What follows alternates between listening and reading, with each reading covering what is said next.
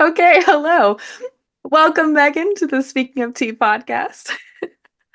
I we're having some tech issues across two different systems just before this moment, and but then it finally came through when I finally made my first cup of tea. So Oh, that's the magic of that, I think. perfect. Amazing what tea can do. It is so amazing. Hmm. Okay. Well, it's nice to see you. I haven't actually seen or fully talked to you since I left your house 2 months ago in No, I know. Ontario. Yeah. Yeah. Yeah. Was it 2 months? It's been It's about been two two months months. now. I think I hit the road about September 5th or 6th. Yeah. Mm. Okay. So, I have you here today because I wanted to talk about your book, Birthing an Angel. I read it this summer while I was down and out on your couch. I figured that while I was taking up rent in your home, I should like do you the honor of like actually reading your book while you're taking care of me. That's lovely. Thank you, Rochelle. And I loved it. It's amazing. Like you just go through a whole bunch of different kinds of energy work and energy healing. The way you tell your story is beautiful from like just early years into your way into your adult life. I found it really intriguing that like just so many steps along the way, you felt like you're just at the beginning of a healing process. And like what you got into something that was like really big and a breakthrough, and you're like, I'm just at the beginning. I'm like, how far do you need to go? I'm in like page 44 here. And I'm still in one. It's always the beginning. Truly, yeah, yeah. And then you just keep going through things in life. So then you're at new beginnings too, I guess, new things to heal. Yeah. Yeah. Well, I think it's fascinating you say that because when I wrote it, like I didn't think of it like this, right? Like to me, all the time, I feel like I'm just getting to the point of the end of the book, right? So the end was the whole point of everything, right? So it feels like I'm working towards it, but yet I don't know, Mm, right? Like I keep so it's like I keep following along, uh, and just like, so from your perspective as reading it, I guess you're like, okay, she's already, but I'm like, no, I was still working towards what I considered when I finally decided to write the book. That moment where I was like, okay, no, this is like, I've collected way too much information here. I'm at the end of something I have to share because now I get to actually move forwards, hmm and it was, but I never really thought of it that the other way. Yeah. Yeah. Well, it was interesting too because you told me that you basically kind of like wrote out the description of the book entirely and like the storyboard before actually like diving in and writing the whole story too. So, Hmm. yeah, I don't know if Yeah, so well, I did it in a very short period of time where I wrote Hmm. the book, and it was kind of like this process where um I sat down and like I knew that I had to write a book, so I it was I just I couldn't, and I had to do it quickly, so I didn't want to take a whole lot of time to do it, and I just sat down and like for an hour I just like lit a candle and I sat there and I just filtered in everything that I needed to share and put it down in these little post-it notes. Hmm. Hmm. And I wrote it down, and not like the whole story, just like little bits, like in little pieces that would come to me. I'm like, oh yeah, this happened. Oh yeah, that happened. Oh yeah, this happened. And it kind of jotted my memory into, oh yeah, all these things happened. Yeah. And then I kind of rearranged it in a way, and then I started to write and Okay. fill in the blanks, fill in the gaps to make Yeah. it into a book. Hmm. You know. And then now I guess let's like actually catch people up on what we're talking about because I read Oh. it, you wrote it, and we didn't actually say anything about what's in here. So, um, I guess in your words, basically, like, what is Birthing an Angel all about? Yeah, so it's a journey of my life, I guess. So it was largely to do with my life of um I guess it's kind of oh geez, it's It can be hard. long. There's a lot of personal stuff in here too. Yeah, it's a long process of healing. And it kind of brings into awareness like trauma and spirituality. So it has a lot to do with the first moments of trauma and how these patterns occur throughout my life. But the thing is, I wasn't aware of the trauma to begin with. I wasn't aware of where these things started. So Mm. it was like I kept remembering and I would like and keep drawing myself to healing, but I didn't know why until I got to the end. And then all of a sudden all the pieces fell into place. And I was like, oh, so yeah, that's it. And now I look at it and I'm like,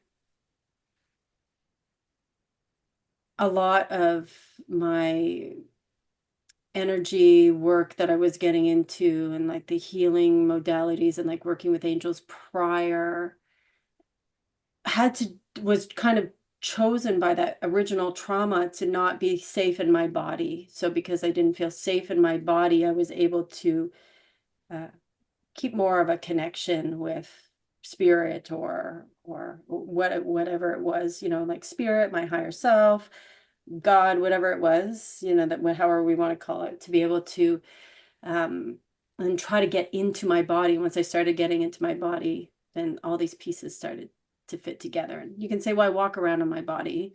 You know, of course, I have a body and we do this. But I never felt like I was part of it. And it was Mm. always in my head or outside. And I always felt like I was just watching, you know, and experiencing life. And I didn't know who Megan was. I didn't have any idea other than, you know, maybe what either spirit told me I should be doing or the humans that were around me, you know? And it's like this process. Yeah. It's Or so that interesting. So of interesting to embodiment. like feel like you're existing, you're doing all these things. Like you describe in your book that you were always a hard worker and very smart. And so you're always doing things with a sense of like, I guess, ego, like but you say that you feel like you weren't really actually attached to the body and fully attached to your sense of who you were. So Hmm. that's definitely hard to be to feel like in your shoes for sure. Mm-hmm. Hmm. Well, I think then frozen. So Hmm. we go into the patterns from trauma and fight, flight, freeze, you know, that we all talk about now, you know, and fawn, you know. Yeah. When I was numb, I was very frozen. Hmm. So experiences of things were not in my body. Would Hmm. happen and I would could have experienced it from my head, but my body and I were totally separate. That's what I always felt Hmm. like, you know, and that was because my nervous system was just so um, sensitive that anything would shoot me out of, I would go and I would disassociate, you know, Hmm. leave the Yeah. experience if it was too much or not enough. Hmm. So it made Oh. Yeah. So I think like when I go back all the way, it was just I never had. So that's why it's so good now, like that we're working so much on trauma and nervous system regulation, which is also why I love working with breath work and like myofascial release that I talk about in there and like using movement and sound in my breath work in this because it makes it like a full experience. Hmm. So it's not I used to I well still I do this, but I mean do it consciously, but it was always very simple for me just to like meditation was always simple. You know, Hmm. just sitting in silence. I could sit there for long, long, long, long periods of time, you know, and communicating with like angels or spirits or knowing like this was always very simple because of this. Hmm. And it just makes it, but so then I saw it as like being a mission where it's like now it's like I want to help because we can't keep living up here. Many of Hmm. us have trauma. We actually have to help the planet. We can't think of this is what heaven is going to look like. We actually Hmm. have to create it. Hmm. Well, and that means we Inside of have to be ourselves. body, yeah, inside of Yeah. ourselves. But we have to get in there. Then we can actually create it because it was always here. It is here, Yeah. and Yeah. so. Hmm. Well, I've also heard the idea, the theory that our souls choose this body to come and live this experience. And well, there's also the idea that we're given a preview of what this whole life is going to be, and then we choose some version of it and then go into this life. And so we were choosing before the moment of birth, or I guess conscious connectivity to the heart, body, soul, um, to be a part of this. So then to live Mhm. outside of it is perhaps away from the that original mission. Yeah, yeah. Mm, It was also part of mine though, was to try to, because I'm here to help other people get into their bodies as well.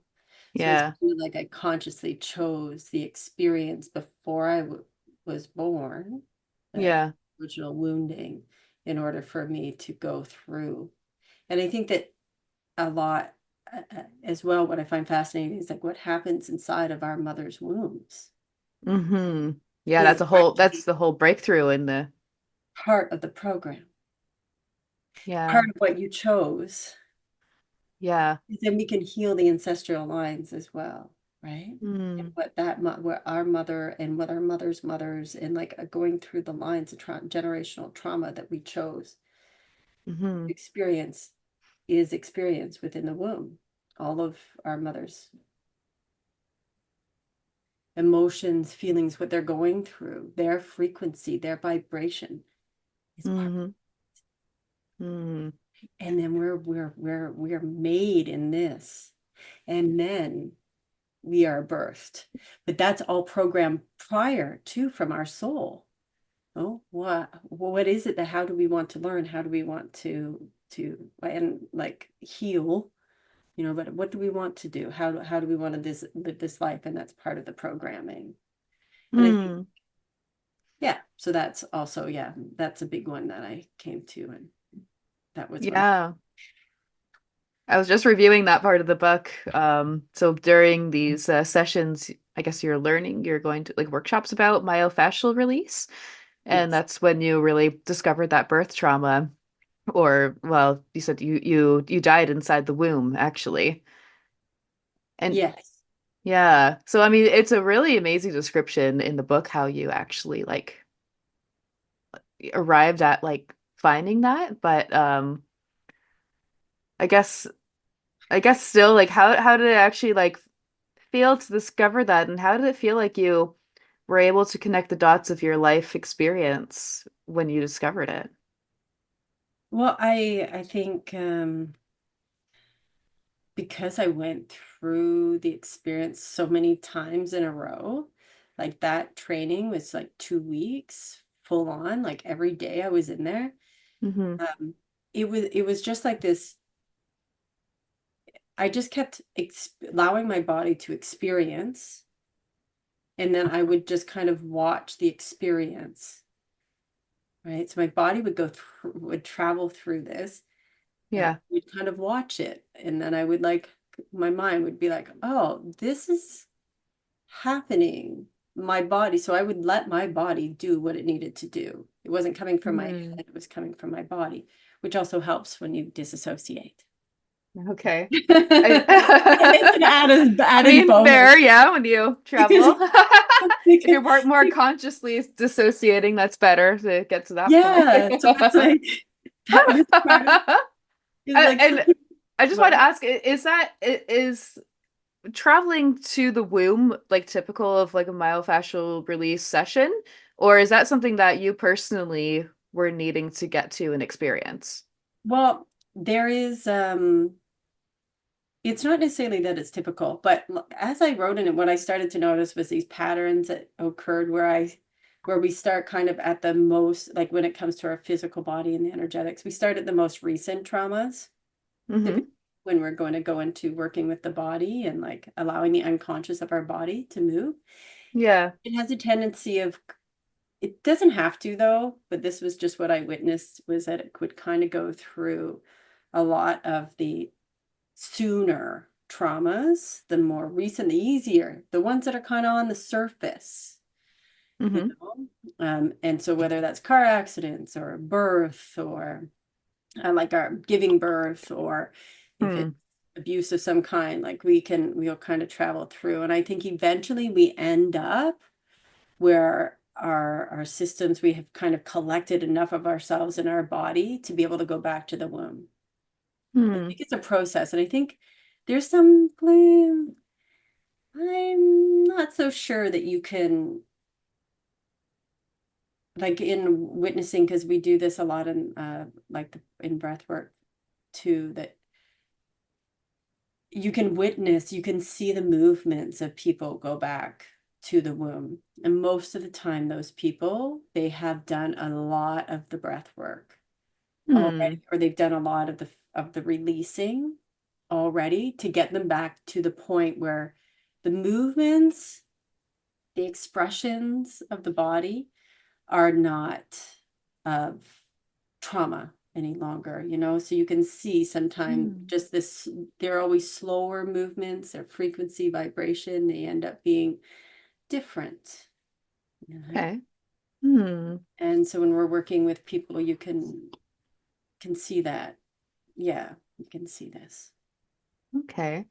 Is there a name for the type of breath work that you work with for what you're talking about right now? Oh, yeah. Yeah. So I work with biodynamic breath work for trauma release. Yes. So that's Okay. what I'm certified to do, as well as the myofascial release. But I chose that method because it, like the biodynamic breath work for trauma release, I did it largely for my own journey because I noticed like breath. And then we also use fascial release, the same exercises a lot. Hmm. We use movement though, and being so much involved in dance as well. I like that. We used a meditation, which was always a part of my life as well, and then energetics of the body as well. Hmm. So it's kind of like this whole system that I like, you know. Yeah. It's worked, and using breath brings us into the unconscious, which is where personally I want people to go because when we get into the womb or we get into those really early traumas, early childhood traumas, there was no words, there was no memories. There's only the body that holds the experiences of the Hmm. emotions of what was felt. And so you can't, it's very difficult to go back into those times without it being of the unconscious because our conscious Yeah. mind is not going to give it words and stuff, you know? Mm. Well, So, it's interesting you're able to come back and write about it too and give it words because it is such a sacred place of just feeling. mhm. Yeah. And it's like reading it, it makes me think of like when you say that we hold a whole bunch of different traumas in our bodies. Um, when I'm reading it, I just start to become aware of like just like little things, little twitches that I might do when I'm sitting on my own. Like why does my stomach suddenly clench at something? And it didn't feel like it means something, but it must mean something. It's coming from somewhere. Or why, why do I have this? Or why do I have these little habits? Why I would love to know why I play with always fidget with my hair in different ways, and that never stops. But I'm starting to give up on like resolving that. I'm like, maybe I just fidget with my hair. But Well, yeah. Well, with something like that, though, what you can do, though, is when you're fidgeting with your hair is because you're wondering, right? So you're bringing it into your head on giving a reason for why it's happening. hmm Yet it's an experience. So it's something that you're feeling. Yeah. when you fidget with your hair. There can Mm-hmm. be something that happens just before it Yeah. that makes you do it, right? So you can start just noting, taking Yeah. what comes just before this, what comes just before it.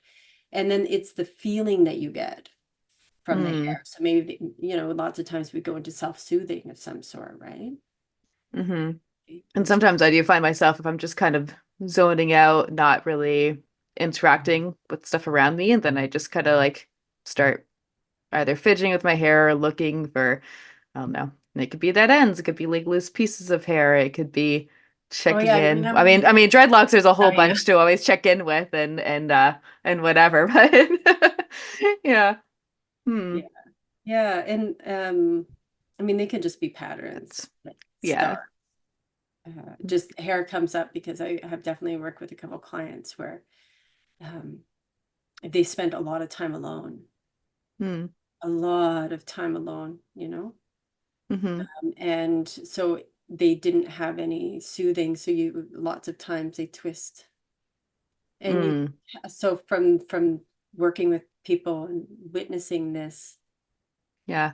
and especially with certain nationalities as well, where they were definitely left a lot Mm. uh, to be on their own in the streets or wherever this was. They were growing up. It was their way of soothing themselves to sleep Mm. in fearful places, that didn't feel safe. And they just will keep it. They kind of Mm-hmm. just disassociate and play. So it's Yeah. interesting, hair, but I think of it as now when I see it, especially with, yeah, that it's lots of times it can be comforting, but some people pull at their hair, right?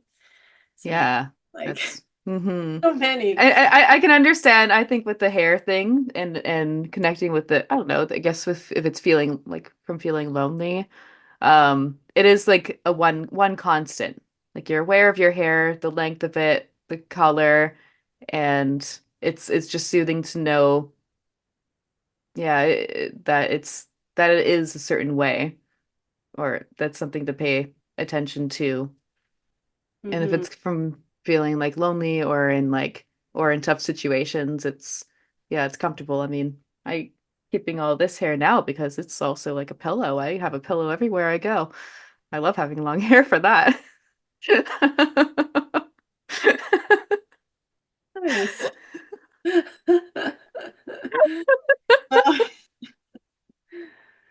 Well, Uh, I suggest like before you go, like if you notice, uh, witnessing it, and then as you're doing it, what the feeling is that you get from it. hmm And the thing is, because that feeling is you've programmed yourself that you get that from playing with your hair. Now, if this is a feeling you want to have more, that feeling is something that you can use elsewhere in your life too, hmm without it having to be with your hair.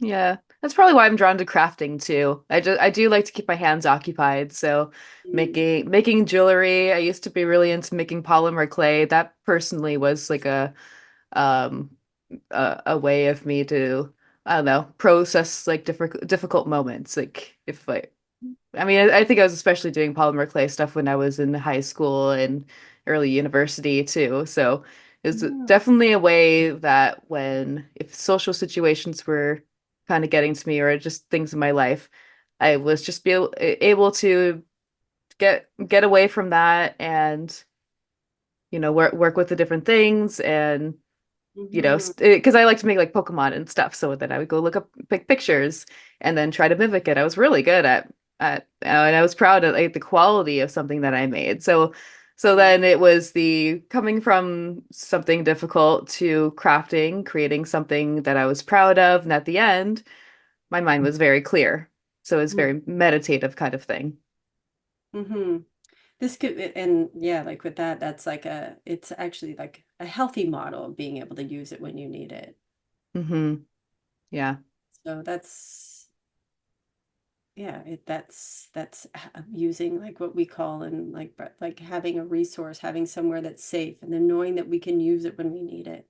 So in hmm difficult situations, we can have it, you know. hmm Um, and so yeah, not all of us have those things. My pattern would be to leave my body, like disassociate. Mm, So I wouldn't be touch like using something like that. I would just freeze mm. Very much the opposite. and yeah, and Yeah. nothing. I mean, I could keep talking, but I wouldn't be associated to what was talking. And then as fawn would come in, I would appease the people that I am talking to. So as I disassociate, I'm Mm-hmm. then able to see from another view of what that person needs, Mm, right? Because I'm not in my body, I'm not attached to like what's going on. And then that brings in allowance of the fawning. So then that means I was always very good at people pleasing out of safety, mm. right? So, So, fawning? yeah, fawning. What's Is that mean? it's the same as like, so we've got fight, flight, freeze, and then we have fawn. Fawning, Oh. which is absorption into other. So it's kind of like I have no identity and I become the other in order to Mm. make them happy because this is what people really like to have people just like them, right? It makes us feel really good. So Okay. when free, Hmm. you can't flight and you can't fight, you can't leave. Yeah. Then our we have freeze, and then we also have now fawn to fawn with somebody Oh. that No way. It also works in the F system, just alliteration yeah. wise. But okay, I've never heard of that, but that's interesting. And that's an interesting way to describe people pleasing is not just like sucking up to whatever they want you to do, because that's how I generally think of people pleasing. Mm. And that you have like kind of no sense of self, but it's a different way of like, okay, here's how I engage with the conversation to keep it moving the way it should, that's expected, I guess. If Well, to that keep if it that makes safe. sense. And then to seem like normal. Yeah, yeah. And to keep Appear safe normal. in some way. To And to stay keep safe. what? To say stay safe, Okay. like from the fawn, the person that is fawning. Mm-hmm. So I could freeze, I could disassociate, I could then assess the situation in another way, see it from Okay. the thing, and there would be no care of my own. It would only be I have to keep that person happy. I have Okay. to. And it was, and it not something that even that is chosen, right?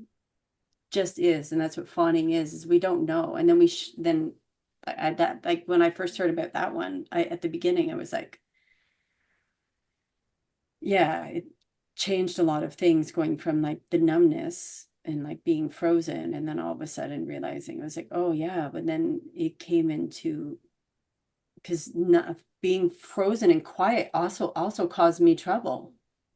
I would get Yeah. like people, I'm not talking, I'm not able to speak, and more harm could come to me. So then if more things can come to me because I can't talk, I'm frozen, Mm. can't speak, then the next part is then we have to appease. Okay. It's like this automatic reaction in the body. Mm. So that's what I find like I it's the see. unconscious of the body. And then I come up with stories on how I don't know who I am, or I'm not truthful, or whatever it is. And you're sitting there watching yourself going, what the heck's going on? Hmm. No, Wow. but it's all to do with the body doing this. And then our mind tells us the shaming stories or the other, right? Like we can get really good at things, and then it's like the ego that can come in too and go, like it could go, and it depends Hmm. on how the mind is naturally gonna come up with the stories. But most of the time I think it's shame. Hmm. Fawning, yeah. Okay. Now, may I ask, is it DID that you've experienced, or is it not? Dissociative identity disorder. Yeah, when I Yeah. was, yeah. Yeah. So do you actually have different like personalities and like names um that you kind of presented as, or who you were? Like, do you have those kind of still around, or because I've also learned about like integration of those too. So I'm curious on that subject. Yeah, and that. Well, I mean, I feel like when I was writing, I wasn't really aware of it so much. I'd always done parts work and stuff, always felt really comfortable going into different parts. I also really like working with people to go into their own different parts, like using like for shadow work and stuff, to be able to communicate and um, as a different part for somebody or within myself, or I could play the part of somebody else inside of myself. I didn't really think of anything of it until I wrote my book. And then when I wrote my book, I had the moments of I had many moments. There was a part to me that didn't want to write the book. And then I had moments where um like I was writing, but I didn't know I was writing. And then people would be like, what is this? My editor was like, what are you writing? And I'm like, I don't know what you're talking about. I didn't write that. Mm. And so basically that part, specific part, I think if you read my book, but when we go back, I now have related it back to what I now call as one major split, and each one had their own different splits, Hmm. but the one that protected me. So I Hmm. think of her as the protector, and she can be quite vicious in keeping me. Hmm. I can see her harshness, her mm, her ability to identify people's like weak points or points that I can harness to keep myself safe though, because part of Hmm. me, part of me, because I'm so used to fawning and so used to being frozen, wouldn't speak up for herself. So you could probably be sitting there beating me and I would not do anything. I would Hmm. defend myself. So I just didn't have any fight or flight, nothing to get me away. So she had to come in and she would, what I would say was be my protector. And she would Okay. have to manipulate situations, create situations for me to be able to feel safe Yeah. in them. But I wasn't aware of it. So I'm going Hmm. to go into, when I was writing my book, there was a whole lot of parts that kind of came out. Okay, that's And interesting. they all came out to, but it was like this weird conversation of like to keep her safe. Like the Okay. protector one, right? Because she could be quite mean. She could be quite rude. And she was able to I would be able to split completely. And I wouldn't know what I was doing at this end, when she came in. So wasn't aware of her. Hmm. And she was, so I made an agreement when I found out about her. And that as long as I kept looking after myself and that when she came to talk to me, like she would come in and I could feel when she was talking to me, she'd tell me I had to do something. As long as I did it, she wouldn't take over anymore. Mm. Okay. And so I say that the moment I would say I carried her around on my back. And she's my shadow, my dark side back there, and I carry her around with me. Yeah. And when she would start to peek around, like, Megan, I'm like, I know, I have to do something. And as long as I speak up for myself, as long as I do those things, she's doesn't come in, and she, Okay, good. She's so I almost think like a personal trainer. exactly. Once you become aware and can communicate. Yeah. I've studied some stuff on DID. There's a few good YouTubers out there who talk about their experiences. So you Mm, talk about the process of writing your book and then allowing, well, they came in and offered their voices. Like I've seen that people do like a journal system or like a group chat thing so that like everybody has their own group chat when and then when they're present they can like contribute to the journal and write their name or something. Um, and that probably helps the with the integration of I guess host. I think I've heard like mm, Megan is host and then everyone yeah. else. Yeah. Yeah. Yeah. Um, yeah, Hmm. I don't know if I got that much into it. I think that it was more of a witnessing, and then once I think that I feel like there it's a lot of like the opportunity for integration, you know? Hmm. Um, and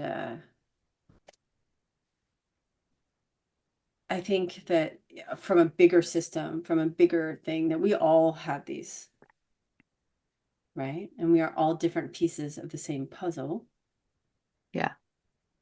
So I'm sorry, just got distracted my daughters. Anyways, my husband, my ex-partner just called. So sorry. And I'm a It's bit okay. worried about my daughter if I'm Oh. something's going on. Um, Hmm. anyways, yeah, so like from a bigger like conversation of like consciousness in general. We are, if we want to look at, say, if there was like a God self, if there was a creator of everything that created this experience and then created a whole lot of different streams of consciousness or experiences for themselves to explore. And they forgot about themselves, you know, if we want to think of God consciousness or whatever source consciousness doing this, they Hmm. forgot. We're now in the process of remembering. They are Yeah. in the process of remembering that we are all one aspect, like all one. Hmm. Right? So I think of DID as being like, we all have been this. We are all different streams of consciousness that come in and out and come in and out at all times. Hmm. Now we are starting to remember ourselves. And within that remembrance, we are collecting and pulling ourselves back to our one whole Hmm. self being. Yeah. Oh, beautiful. Yeah. So that, and I think we're doing that on a global collective as well, like everywhere. We're all doing this Hmm. to remember oneself. Hmm. So we are, it's a micronism of a macronism or a macronism, micronism or something. Small of one small little part of something so much bigger. Yeah. Yeah. We're all connected. Yeah, Hmm. yeah, Every time we learn about somebody else's story, it it in turn teaches us a little bit more about ourselves too in our own journey. correct. Yeah, and that's because, yeah, we all will hold. And that was part of the reason for writing my book as well. It's especially to do with the shame of being a mother and Mm. how I treated her and those experiences that I've done. And though, I mean, the book wasn't necessarily about that. It was there was a bit in there as well of this recognition of of that. And it's always we have this expectation that mothers or our natural mothers, that we are naturally loving towards our children, that we are naturally looking after, you know. And Hmm. when it comes to trauma, that's not necessarily the case. And the shame moves Hmm. in, or the not like every time you say, well, you're a mother, of course you love your children. As soon as we hear that, and if we're numb and we're not feeling, that is not the case, Yeah. right? That's not what we're feeling. So what do we do with that information? This is like a thing we all must, but that's not the case, you know? Yeah. It's not because it's not there. So because like it say, if I go into my case of it, it's my body was numb and frozen. Hmm. Love of any kind was not seen as being an experience. And even if I did happen to feel it, I would disassociate from it because it was too overwhelming for my nervous system. And then I would have Hmm. to tell myself a story. My mind would come in to Yeah. keep me safe from not feeling, basically. So there's still, you know, Yeah. Yeah. In your case, do you think your dissociation from motherhood came from your own birth trauma? Yeah. Yeah. From love in And general. maybe Yeah. you, yeah. So if you hadn't experienced that, maybe you would have felt more connected with your, Yeah. Yeah. I yeah, wish I could feel your more now. I birthing get into children. my body. Pardon? Now I get more into my body. Hmm. Yeah. But trauma will disassociate us from that feeling. We can't actually feel loved or love, Hmm. Mm. right? And that's why then many of us turn to sex as being love or external relationships as being love, right? Hmm. Like we've been sourced that this is the experience of love and it's outside. Many of us get caught in trauma bonding or just relationships for no, because that's the experience that we've been taught, but that's most of our births have been traumatic in one way or the other. Mm. Well, like it is traumatic to come through, and especially so much with the medical systems and vacuums and having these devices to pull your children out, all these Oh, things and not wow. following the natural cycles. Yeah. Vacuums, how traumatizing that is for a child. Even a C-section can be traumatizing. Now the child has no need to do anything. It's just like, whew, we Yeah. think, well, that could be really easy, but then they have no drive Hmm. Interesting. because that's a natural instinct of the body, and we've Yeah. just interrupted it. So yeah, there's so much healing. So if mothers are more aware of birth traumas, to your teach that or um do you think they would be able to help their children from a younger age to avoid certain kinds of traumas, or is that just going to kind of come out naturally no matter what as a child grows older? No, I think that uh most of it's a repetitiveness that Hmm. causes, it's not just one experience. So so this is what I think we're doing, especially in our generation, like the generations just under us, like as we're healing ourselves, Mm-hmm. we can now allow it so then our children that are born or the ones, the younger, the young children, like we're not going to keep being stuck in those same patterns of of whatever it is. We'll be able to recognize it. And we also know the importance of just being there for them, which is different. Mm-hmm. Like before, it was like we have to teach them lessons or they need to be tough in Right. order to survive. But the thing is, if we think of even the natural, if a like, and so the experience that I went through that made me write the book, the desire to want to be alive actually comes from the body. Desire to want to create, the desire to feel joy and ecstasy and bliss actually is within the body. It's not something that I'm seeking, that we should be seeking, because we already Mm-hmm. are it, Mm. but we're not because of the trauma, because of the first experiences. But this is naturally, it should be what we are doing. When the body is healed and and trauma has been, we've been able to separate ourselves enough and become resilient, Mm-hmm. these things would just be come back to being inherent. And this is, we will be then creating from a place of heart and ecstasy and bliss. There is nothing, no seeking happiness because it's already in us. There's no seeking, drive or creativity because it's already there. We're not seeking bliss or ecstasy or it's all us already. But Mm. we've been numbed, we've been frozen, we've been, you know, all these things have happened and a lot to do with the birth. I'll go back. Mm. No matter even if our Wow. mothers, which I will say our moms have definitely loved us, you know, Yeah. in their ways, but I'm not, there's still, for most, there has been complications of some kind. And also relationship between mother and father. You know, I mean, that seeing that relationship. seeing that or being Yeah. involved in like not having, that full experience Mm-hmm. with that too, right? So And as a baby, we experience that no matter what. If it's not fighting, it's not talking, well, there's still no communication. There's still energetically, because babies in general will just feel.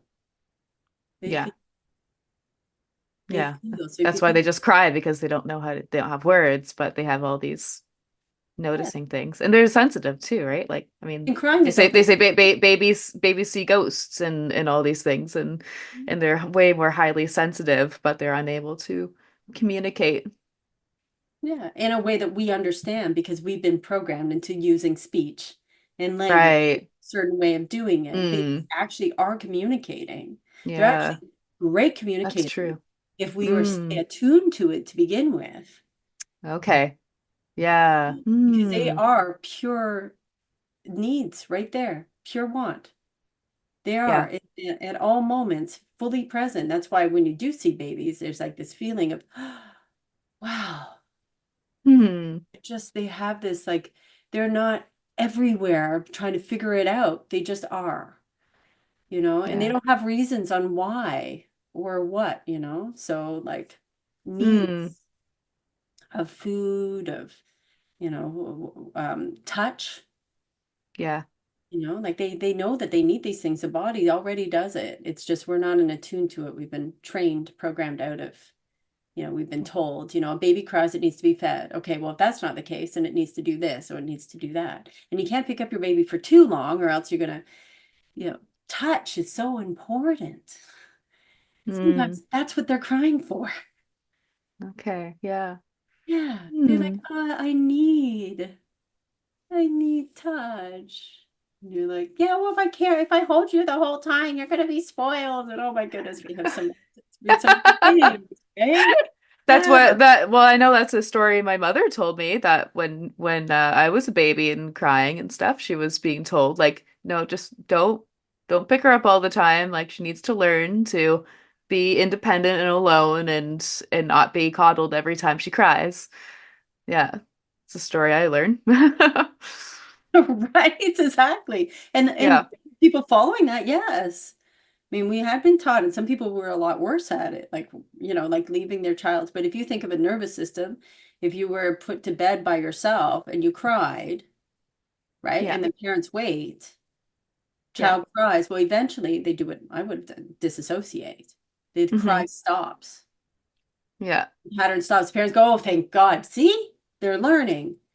Mm. No, their nervous No. system has just kicked them out of their, put them either into like a freeze mode or Yeah. dissociated, etc. Personally, I know I went into hide away and deal with it on my own mode as I got older. It's like, okay, well, I guess I'm just hiding in my room, silently crying at different moments Yeah, because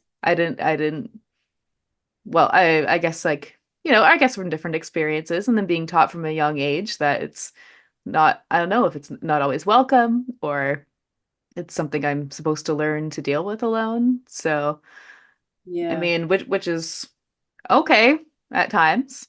And then, but then it also resulted as I got older, not reaching out, not Mhm. knowing that I can reach out to friends and to people that I should always show my best self. And that's, I mean, and then that's like exaggerated too by social media now, that we are always putting up online the most positive thing. I think I still do that because I'm like, oh, I don't know. I don't like to put a bunch of negative things out there. I guess there's enough negative things out there, but sometimes I write like in honest posts when there's something bigger going on, but most of the time I am also presenting here's an achievement, here's something that I want to share, and here's something pretty. So yeah, Mhm. so Yeah, that yeah, could come from early on. yeah. Yep, that's so true. It can happen. It did happen. It did And happen. we all, we're all gonna sort it out. We're sorting it out. But I think I'm pretty that, happy being independent these days, though. I'm definitely yeah, I tend to be an independent creator, and I'm happy with that. Uh, you know, yeah, yeah. Well, some of there's us, things to kind of notice and think about too. I like this kind of you can be conversation. independent and still have community, you see. Mm-hmm. Right. And many of us have been like, what that has done by making us feel like we can't ask for our needs or not be able to get it, or we have to be alone in our emotions, has stopped the Mm-hmm. community aspect. So now we all live in little boxes. And Yeah. we're like, community, well, I couldn't live with those people. I mean, I couldn't live with these people. I could live in a community of people. I need my space. Yeah. We need our space because we have not felt safe to be who we Yeah. are Mm-hmm. at all times. And maybe that is like leading podcasts and doing your own things. But the thing is when that's happening, there's a lot of people that are around that aren't wanting to do that, but they still would support you in it, Mm-hmm. you know? Yeah. Well, So, that really comes down to how you and I actually met this summer, was like that kind of thing. I went out and joined the Soul Circus at a festival, and it was just all based on community. I mean, it was just constantly people around, and we were running events in the circus tent and everything. Um, for a few wee hours in the early morn when people left is when I went back to my tent to sleep for a while, and then but then it was like all this community. But it was like a lot of, developing my own independent self and then bringing it to community. And then, a couple weeks later, res then I broke my foot and then I was helpless and I had to be asking for help. And that's when I stayed at your house on your couch for weeks, month, and mostly most of a month. And and it's a little while. I don't and know. really, yeah, well, Doesn't between really your count. house and a Yeah. couple spots, I guess, but but that was me really being kind of reduced to a baby where I was like, well, I couldn't stand up. So I really needed to constantly ask for help. And so I had to appreciate community and how what other people can do to help and serve me because I wasn't able to. So it was a really powerful experience for breaking my sense of independence, just breaking it down and learning Mm-hmm. from the other side, what can people really do for me Mm-hmm. Yeah. And be safe and and be safe. The vulnerability was huge too. Yeah, which I was very, very blessed to have a wonderful community that made me feel completely safe the whole time. mm, yeah. Good old circus.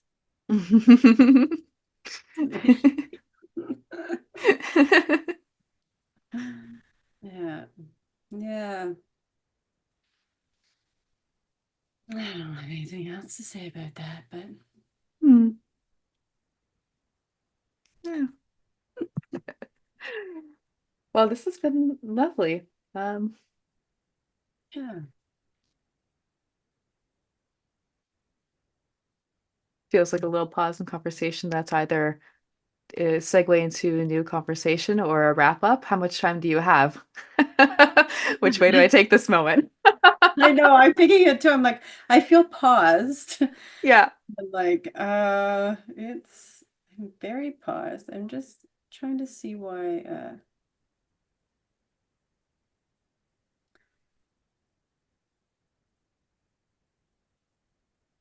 I can fill time with pauses if you're able to stay on. Because I often like to do well, actually, you know what? One thing I'm going to do before this is over is actually hold up your book because hey, I'm on video now. So this is Megan's book, Birthing an Angel. Um, I think you can just get it from her directly. I don't know if there's an online source to it, but I guess Amazon, on Amazon. Okay. So then I can also anywhere. put a link into the description of wherever you're But finding 1 year this. ago that was published. Just saying. Oh, amazing. Yep. What are we close to the exact date? It was November, yeah, it might have been November 1st. Oh, wow.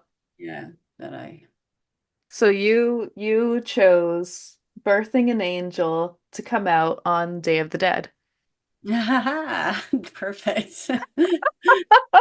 Okay, I didn't mean to, but I did know it was like organized okay. this Much way. much like my very unplanned, so I just made that my album Singing to the Dead throughout the month of October. I just Yeah. got super into creative mode and made a bunch of songs and now I'm made Singing to the Dead. So I put it up on YouTube, and that's there. And then I'm like, well, why don't I just go forward and put it up on like Spotify and different places. So I found a site to do the upload.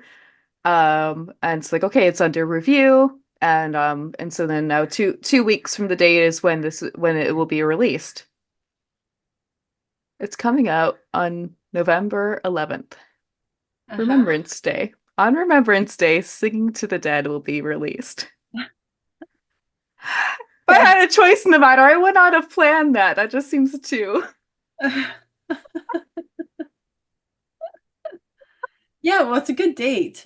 But I mean, 1111, Yeah, beautiful, powerful number, but still also it's just like, wow. yeah, yeah. Yeah. Just a second. hmm Jean sorry. That's okay. In the meantime, I'm just going to do a oracle card reading from Secrets of the Mystic Grove. While you do your checking if you need, I will just shuffle the cards and see what comes up. The intention of this reading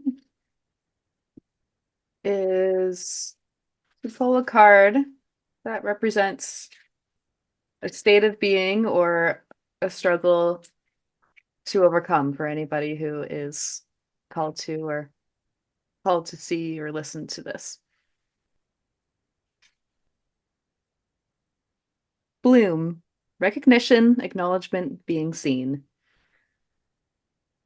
Hmm, it's beautiful. I love it. And number 13 is Number the 13, divine feminine. divine. Oh, beautiful. Okay. That's there. And I'm here. Okay. Colorful sunflowers and zinnias bloom in her auburn hair and in her heart. Her her confident energy attracts the brilliant hummingbirds who pause to visit her. Her gaze is steady and focused. This young girl has finally blossomed into the woman she was meant to be. The butterflies and birds acknowledge her beauty and innate glory. She is ready to step up, be noticed, and make the world aware of her power. With the swift flight of the hummingbird as her model, she will make things happen. Her need is to be seen in the world. Things could move fast now. You are a focal point of incoming energy. Be ready to accept the accolades for work well done. Others will see you in their Others will see you as their cynosure, their beacon. It's a good time to revisit any projects that may be ready to be launched. Growth is the main dynamic stirring in your world.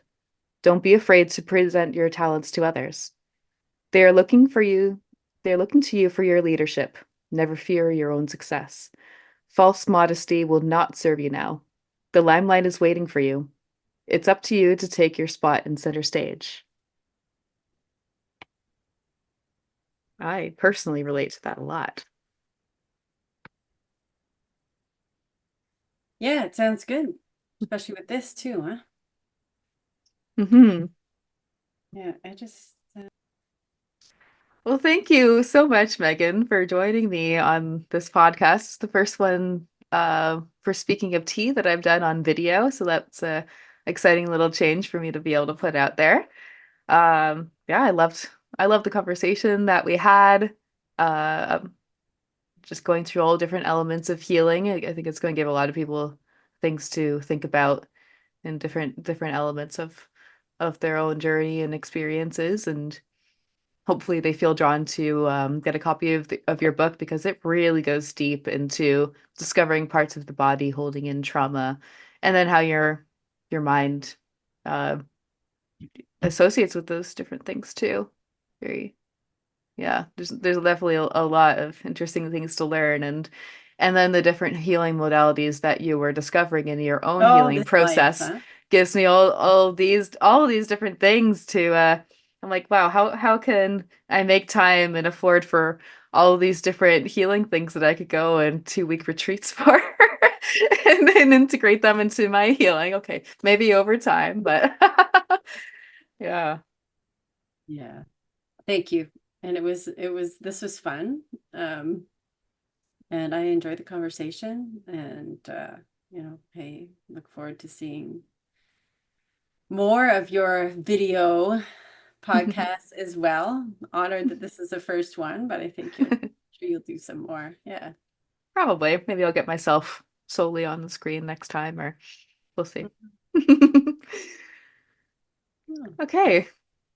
All right. Well, have a lovely day. So good to chat with you again.